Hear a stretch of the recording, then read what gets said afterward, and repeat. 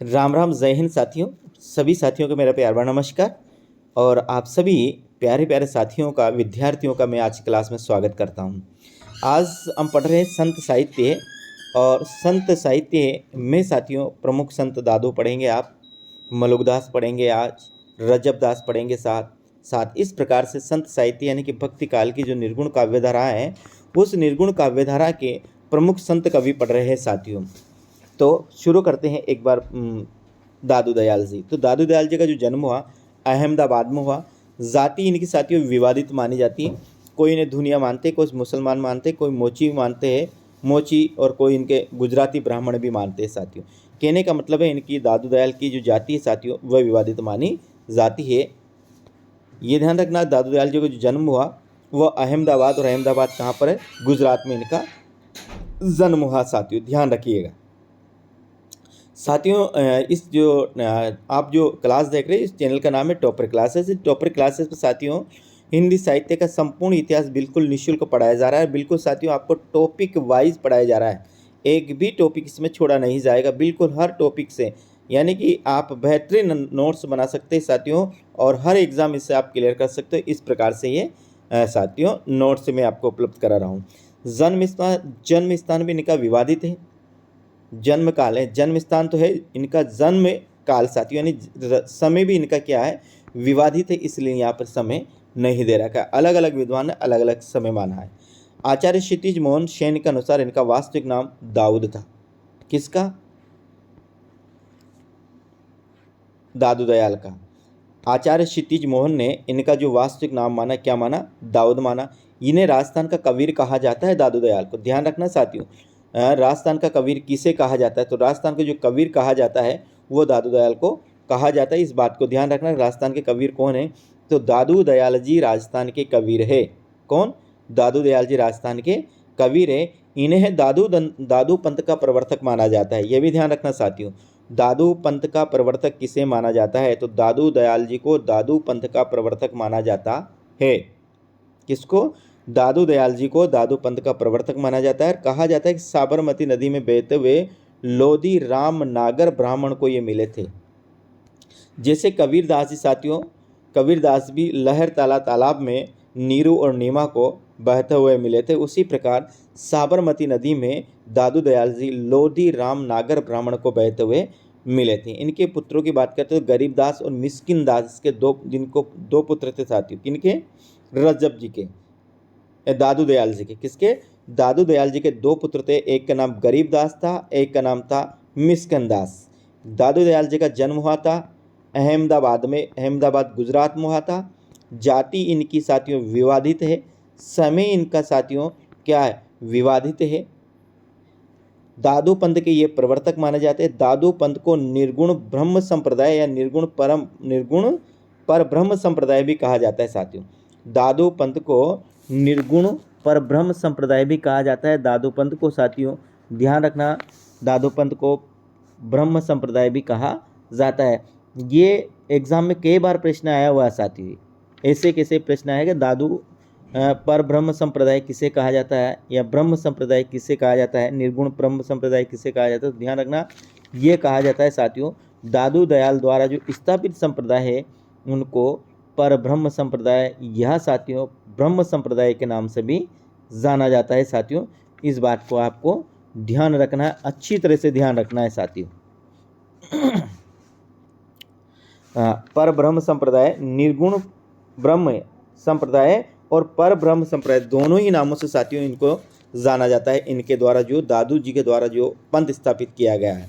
दादू पंथ के जो सत्संग होते हैं उन्हें अलख दरीबा कहा जाता है।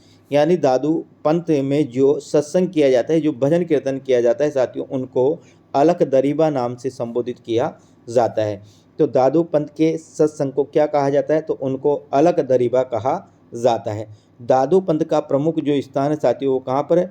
नारायणा जयपुर माना जाता है। ध्यान रखना, कई बार एग्जाम में पूछे जाते हैं ये दोनों ही प्रश्न। अक्सर साथियों यदि राजस्थान में 10 एग्जाम होते हैं, 10 में साथियों 5 में ये प्रश्न अक्सर पूछ लिया जाता है। यानी कि दादू पंथ का प्रमुख स्थान का है नरेणा, जिसे नारायणा भी कहते हैं। इस जयपुर में इनके जो सत्संग है वो अलख दरीबा के नाम से जाने जाते हैं, और इनका जो प्रमुख स्थान है वो कहाँ है? नरेना जिसे नारायणा भी कहा जाता है। राधो दास ने अपने भक्तमाल में दादू के शिष्यों की संख्या कितनी मानी है साथियों? 52 मानी है, जिन्हें 52 स्तंभ कहा जाता है। दादो दास ने जो उनका ग्रंथ है भक्तमाल, इसमें संत दादू के शिष्यों की संख्या मानी है, तो वो कितनी मानी है? 52 मानी है, जिन्हें 52 स्तंभ भी कहा जाता है। दादू दयाल के पदों का संकलन उनके शिष्य संत दास व जगन्नाथ दास ने हरडे वाणी शीर्षक से किया है। किसने? हरडे वाणी शीर्षक से किया है। किसने? संत दास और जगन्नाथ दास ने। दादू पंथ के पदों का संकलन किया है संत दास और जगन्नाथ दास ने।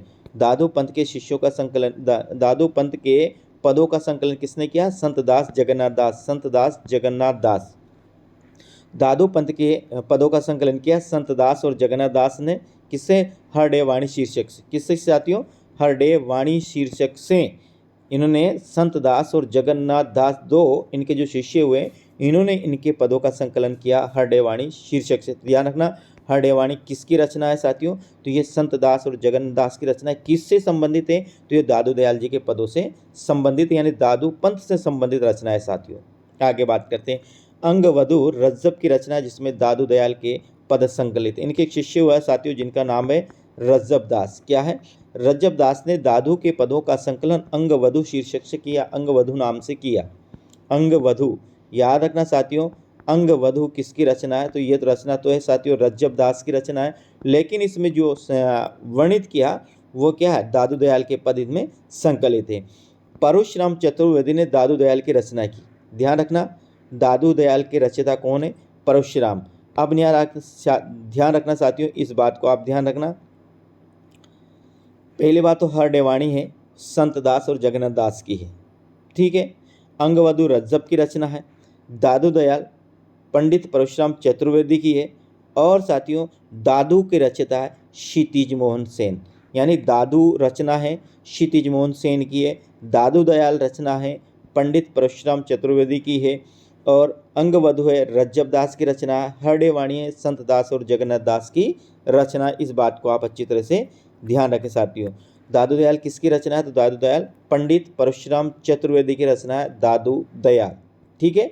दादू दयाल किसकी रचना है? पंडित परशुराम चतुर्वेदी की दादू दयाल रचना। दादू किसकी रचना है? आचार्य क्षितिज मोहन सेन की रचना है दादू। दादू दयाल ने फतेहपुर सीकरी में अकबर के साथ 40 दिन धर्म चर्चा की थी साथियों। ये भी मिलता है कि दादू दयाल थे वह फतेहपुर सीकरी अकबर के बुलाने पर गए थे और वहाँ पर इन्होंने 40 दिनों तक साथियों अकबर के साथ धर्म चर्चा की है। दादू दयाल की पदों की भाषा ब्रज भाषा, जिसमें राजस्थानी और खड़ी बोली के शब्द भी मिलते हैं। ध्यान रखना, दादू दयाल के पदों की भाषा वो खड़ी बोली है, लेकिन इसमें राजस्थानी और खड़े ब्रज भाषा है। क्या है? खड़ी बोली नहीं, ब्रज भाषा है, जिसमें कहीं ना कहीं कौन? राजस्थानी और खड़ी बोली के शब्द भी मिलते हैं। दादू पंथ का अधिकांश साहित्य है उस जयपुर या ढूंढाड़ी भाषा में लिखा गया, क्योंकि दादू पंथ का जो मुख्य स्थान है वो क्या है? नरेना है। और नरेना जिसे कहते हैं नारायणा, और कहाँ? जयपुर में। जयपुर में कौन सी बोली जाती है? जयपुर में ढूंढाड़ी बोली जाती है, झाड़शाही बोली जाती है। तो यहाँ पर इनकी जो प्रमुख रचना, दादू पंथ की जो प्रमुख रचना किस भाषा में हुई? ध्यान रखना, वह जयपुरी में हुई या ढूंढाड़ी में हुई। लेकिन यदि दादू के पदों की भाषा पूछे जाए साथियों, तो आप लिखना ब्रज भाषा, जिसमें राजस्थानी और खड़ी बोली भी मिश्रित है। और दादू पंथ की भाषा की बात की है तो वह जयपुरी दादू कहाँ, और साथियों क्या? ढूंढाड़ी साथियों, ध्यान रखना। दादू के गुरु के रूप में वृद्ध भगवान का उल्लेख किया जाता है। दादू के गुरु कौन थे? दादू गुरु के विषय में कहा जाता है इनके गुरु थे वे वृद्ध भगवान थे। आचार्य शुक्ल ने कबीर का अनुयायी माना है। कुछ विद्वान ने कबीर के पुत्र कमाल का शिष्य भी मानते हैं साथियों। ये प्रश्न भी आपका आने लायक नहीं है, केवल आपको याद रखना है दादू दयाल को राजस्थान का पहले बात तो इनको कबीर कहा जाता है। राजस्थान का कबीर किससे कहा जाता है? तो दादू दयाल को राजस्थान का कबीर कहा जाता है। दादू का जन्म कहाँ पर हुआ था? अहमदाबाद में हुआ था। इनकी जाति विवादित है साथियों, और इनका समय भी क्या है? विवादित है। पहली बात तो राजस्थान का कबीर है, अहमदाबाद में इनका जन्म हुआ साथियों। इनके दो शिष्य थे, गरीबदास और मिस्कन दास। गरीबदास और मिस्कन दास। इसकी एक रचना मिलती है हरडेवाणी, हरडेवाणी, जो संत दास और जगन्नाथ दास ने लिखी है, ठीक है साथियों। इसके बाद साथियों एक और रचना मिलती है अंगवधु, जिसमें दादू के पदों को संकलित किए, ये किसके, रज्जब की है। इसके बाद एक और रचना मिलती है साथियों दादू दयाल, जो क्षितिज मोहन सेन की रचना है, और एक और रचना मिलती है इन पर दादू साथियों, वह मिलती है किसकी मिलती है, क्षितिज मोहन सेन की दादू है, और परशुराम चतुर्वेदी की है दादू दयाल। ध्यान रखना, परशुराम चतुर्वेदी द्वारा लिखी गई है दादू दयाल तो, और दादू रचना लिखी गई है वो क्षितिज मोहन सेन द्वारा लिखी गई है। और इनकी जो मुख्य भाषा है दादू के पदों की वो ब्रज भाषा है, जबकि दादू पंथ में साथियों जो साहित्य अधिकांश साहित्य लिखा गया है वो जयपुरी ढूंढानी भाषा में लिखा गया। इसके बाद अपना जो अगला कवि आता है प्रिय साथियों, वह आते अपने सुंदरदास। क्या, कौन आते, सुंदरदास। ध्यान रखना, दादू दयाल के शिष्य सुंदरदास बड़े ही प्रतिभा संपन्न कवि और साधक थे। यह है किसका कहना है, डॉक्टर नगेंद्र का कहना है कि दादू दयाल के शिष्य कौन, सुंदरदास बड़े ही प्रतिभा संपन्न कवि थे। उक्त पंक्तियां हैं डॉक्टर नगेंद्र की। दादू दयाल के शिष्य सुंदरदास बड़े ही प्रतिभा संपन्न कवि थे। किसका कथन है, डॉक्टर नगेंद्र का।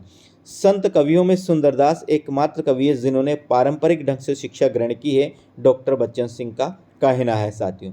यानी संत कवियों में एकमात्र ऐसे कवि है सुंदरदास जिन्हें पारंपरिक रूप से यानी औपचारिक रूप से साथियों इन्होंने शिक्षा ग्रहण की है। और तो ये किसके है कथन है, डॉक्टर बच्चन सिंह का कथन है साथियों। आगे, निर्गुण पंथियों में यही एक ऐसे व्यक्ति है जिन्होंने समुचित शिक्षा मिली थी और जो काव्य कला रीति आदि से अच्छी तरह परिचित थे, आचार्य रामचंद्र शुक्ल ने इनके विषय में कहा है। निर्गुण पंक्तियों में यही एक ऐसे व्यक्ति है जिन्हें समुचित शिक्षा मिली थी और जो काव्य कला रीति आदि से अच्छी तरह परिचित थे, ऐसा कहा आचार्य रामचंद्र शुक्ल ने साथियों। संतों ने केवल गाने के पद और दोहे लिखे हैं, पर इन्होंने सिद्धहस्त कवियों के समान बहुत से भक्ति और सवैये भी लिखे, आचार्य शुक्ल ने इनके विषय में कहा है। संतों ने केवल गाने के पद और दोहे लिखे हैं और पर इन्होंने सिद्धहस्त कवियों के समान बहुत से भक्ति और सवैये भी लिखे, ये कथन है आचार्य रामचंद्र शुक्ल का। आगे बात करें, इनकी साहित्यिक रचना सरस, इनकी रचना साहित्यिक व सरस है, भाषा भी काव्य की मंजी हुई ब्रजभाषा, आचार्य शुक्ल ने कहा। इनकी रचना साहित्यिक व सरस है और भाषा भी काव्य की मंजी हुई ब्रजभाषा है, युक्त कथन है आचार्य शुक्ल का साथियों। संत तो ये थे ही पर कवि थे, ये भी है इनका आचार्य रामचंद्र शुक्ल का ही है। कहने का मतलब हिंदी साहित्य में साथियों अधिकांश जो पेपर में आते हैं उक्त पंक्तियाँ, इस प्रकार की जो पंक्तियाँ आती है उससे वह आचार्य रामचंद्र शुक्ल से संबंधित ही है साथियों। ध्यान रखिएगा, सुंदर का जन्म राजस्थान के दौसा में खंडलवाल वैश्य परिवार में हुआ था। यानी कि ये अपने राजस्थान दौसा के ही थे और इनका जो जन्म हुआ था खंडलवाल यानी बणियों के घर इनका जन्म हुआ था साथियों। इनकी दीक्षा बनारस में हुई थी। कहाँ पर हुई थी, इनकी दीक्षा कहाँ पर हुई थी, बनारस में हुई। इनके ग्रंथों की संख्या 42 मानी जाती है, जिनमें से सुंदर विलास और ज्ञान समुद्र प्रमुख है।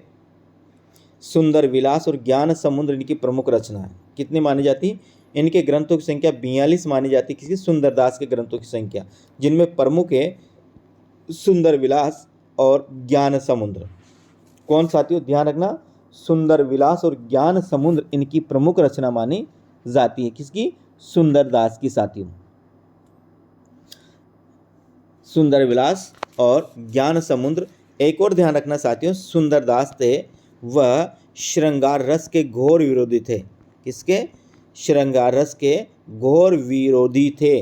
वह कौन से कवि है जो श्रृंगार रस के घोर विरोधी थे, तो ध्यान रखना साथियों, वह सुंदरदास ही है जो श्रृंगार रस के घोर विरोधी माने जाते हैं और कोई कवि नहीं। यानी जितना श्रृंगार रस का सुंदरदास ने विरोध किया साहित्य में, उतना और किसी भी संत कवि ने नहीं किया। इसलिए ध्यान रखना, संतों में जो सर्वाधिक श्रृंगार रस के विरोध करने वाले हैं वह सुंदरदास ही है साथियों। ध्यान रखिएगा इस बात को भी। सुंदर ग्रंथावली के संस्थापक हरि नारायण पुरोहित है। ध्यान रखना, सुंदर ग्रंथावली के संस्थापक कौन है, पंडित हरिनारायण पुरोहित।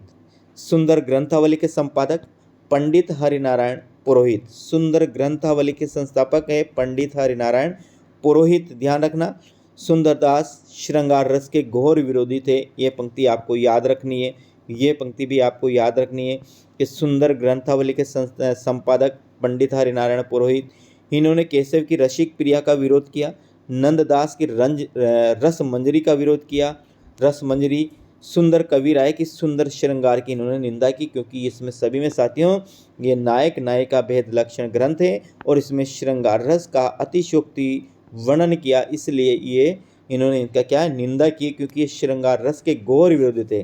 तो केशव की रसिक प्रिया, नंददास की रस मंजरी और सुंदर कवि राय की सुंदर श्रृंगार की इन्होंने घोर निंदा की है साथियों। किसने? सुंदरदास ने। अगला जो कवि आता है प्रिय साथियों अपना आता है रज्जब दास। कौन आता है?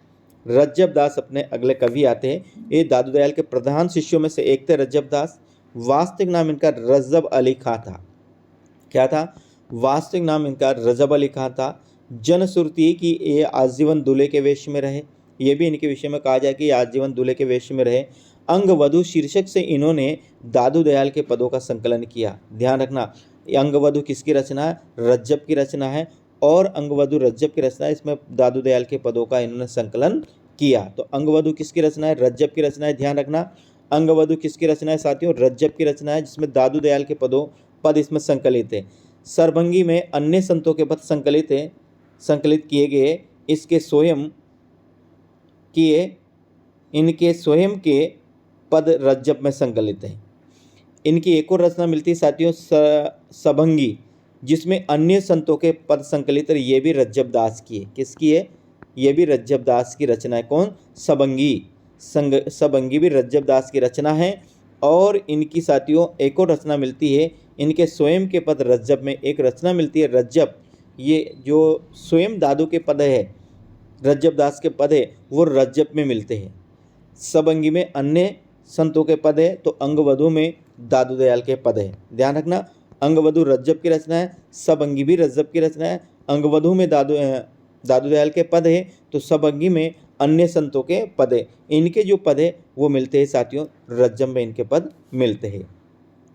अपनी बात को स्पष्ट करने के लिए दृष्टांत से लेकर सहारा लिया। किसका? दृष्टांत से लेकर सहारा लिया कवि। वह कौन सा कवि जिसने अपनी बात कहने के लिए दृष्टांत से लेकर सहारा लिया? तो वह है साथियों कौन? रज्जब दास की। सुंदर की अपेक्षा इनमें कवित्व शक्ति अधिक थी, डॉक्टर बच्चन सिंह ने ऐसा कहा है। सुंदरदास की अपेक्षा इनमें कवित्व शक्ति अधिक थी, ऐसा कहना है किसका है? रज्जब दास, डॉक्टर बच्चन सिंह का ऐसा कहना है कि सुंदर की अपेक्षा इन्हों में साथियों क्या थी? कवित्व शक्ति अधिक थी। अगला कवि आता है अपना लालदास। लाल पंथ के प्रवर्तक है। राजस्थान अलवर जिले के धौलीधूप नामक गांव में इनका जन्म हुआ। जाति इनकी मेव मुसलमान है। लालदास लाल पंथ के प्रवर्तक, लालदास लाल पंथ के प्रवर्तक, लालदास लाल पंथ के प्रवर्तक। जन्म इसका है अलवर जिले का धौलीधूप गांव में इनका जन्म हुआ। जाति से ये मेव मुसलमान थे साथियों।